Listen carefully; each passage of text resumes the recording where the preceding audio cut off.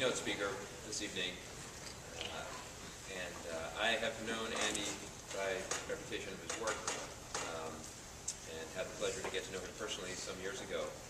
But we are fortunate to have on the George School faculty a teacher of video arts and stagecraft who has worked with Andy for quite some time. So I am pleased to introduce to you Scott Hoskins, teacher at George School, who will introduce Andy.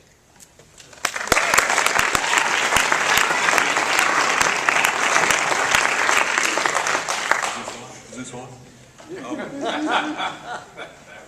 Welcome to George School. I know that you've probably heard that from about 18,000 people already, but if you haven't heard it from me, welcome. I know that you're from all over the country, and maybe even outside of the country. Anybody from outside of the country? Just put your hand up if you're from outside of the United States. Wonderful. Congratulations for making it all the way here. We're going to provide you with the finest of weather while you're here. I want to just talk for a second about Andy Cohen, who has been a friend of mine for the last, I'm going to say, dozen years. Since the first year he started running something called the Bridge Festival. As a video teacher here at George School, I'm always looking for things that will intrigue my students, or will intrigue me while my students work on them.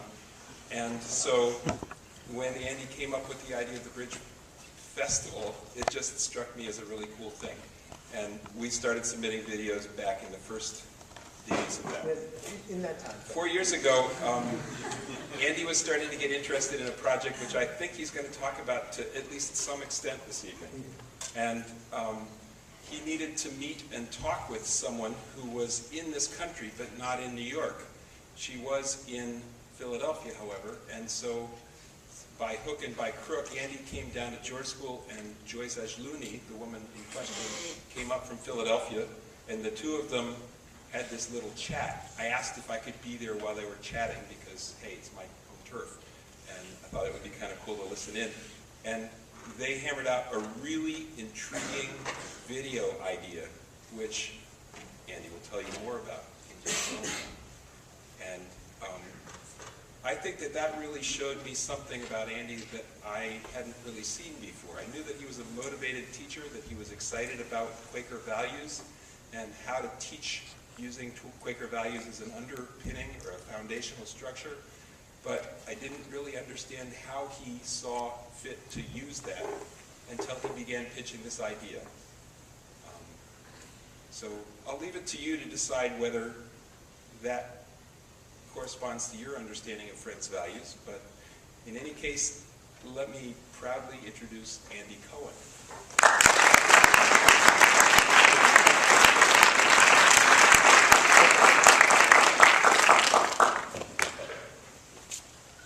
Normally I'm up there. Are you, is everybody comfortable? Too cold? A little cold? Could you turn up the heat a little bit there, Scott? Thank you. This is the 5th Quaker Youth Leadership Conference that I've attended, but the first that I've been asked to speak at. And I am both humbled and excited about this opportunity. I'd like to first thank Caitlin Brimmer and Emmett James, the co-clerks of the Quaker Youth Leadership Conference 2010 Organizing Committee, for inviting me, along with their advisor, Tom Hopes, and George School, the Friends Council in Education, Brooklyn Friends School, and everyone here tonight. Thank you. I've been asked to speak about the spiritual aspects of my work as a teacher and director and founder of the Bridge Film Festival. So tonight I will tell you some stories, some adventure stories in education. I will show you some video clips, and I will ask you some questions. And I'll begin by asking you this question. We're all here tonight because either a committee or a teacher or a friend, a parent, saw a leadership quality in us.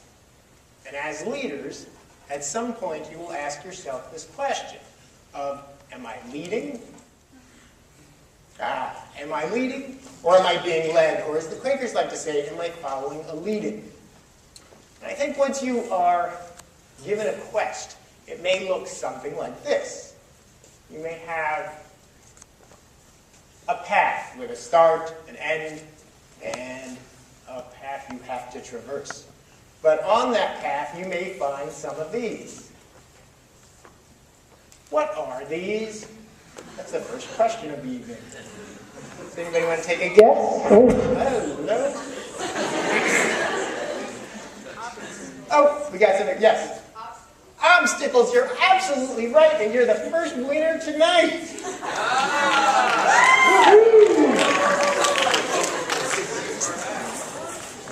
Well, let's see if I can do this. Whoopee! Well, I'm sure a friend will help us out there. Yes, obstacles. Or as I like to say, obstacles are your friends. And let me explain how they're your friends.